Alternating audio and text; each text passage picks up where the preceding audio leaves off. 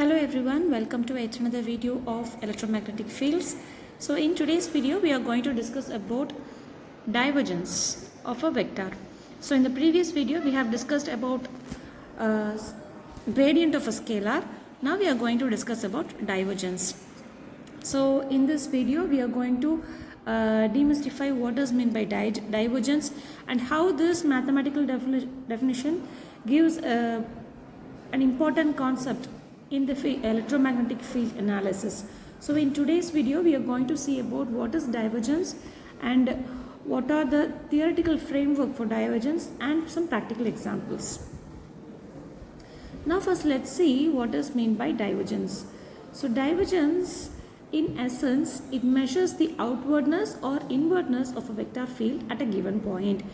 As the name implies, diverge.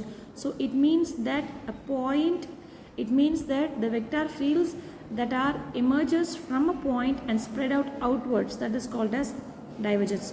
For example, think of it as quantifying the net flow of a fluid out of an infinitesimally small volume. So you can assume that from a small point how these field project outwards, that is called as divergence. So in divergence there are we can consider three cases, which is positive divergence, the other one is negative divergence, and the third one is zero divergence. So a positive divergence indicates a source, which means the outward projection of a field from a point, whereas a negative divergence indicates the sink, which means the inward projections, which means that the field projected towards a particular point. And zero divergence suggests that the flow is incompressible, which means that there is no net creation or destruction of the fluid. So there is no divergence, that is called as zero divergence. So now let's visualize the fluid flow. So to grasp about divergence, let's imagine a water flow. If the water is gushing out of a point, for example, assume a spout from where the water is being spitted out, flowing outwards. That point is called as source, because from that point the water is being flowed outwards. So that point is called as source, and that kind of divergence is called as positive divergence. If it is draining into a point, if the water is draining into a point, for example, if you have a sink, the water that are being accumulated in the sink is drained out at a sink point, right? That point is called as negative divergence, and that is called as sink.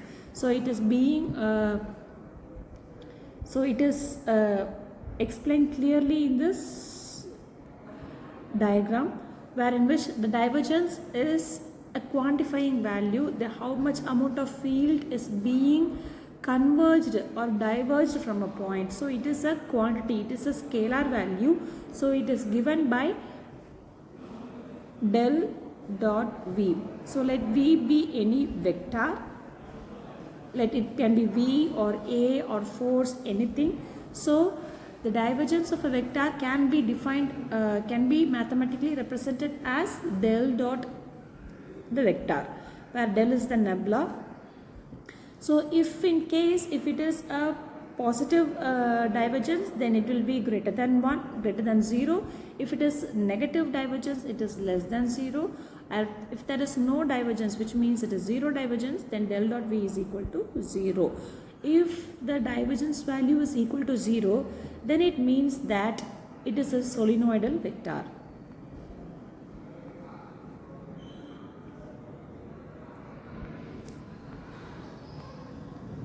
So now let's discuss this with a case study.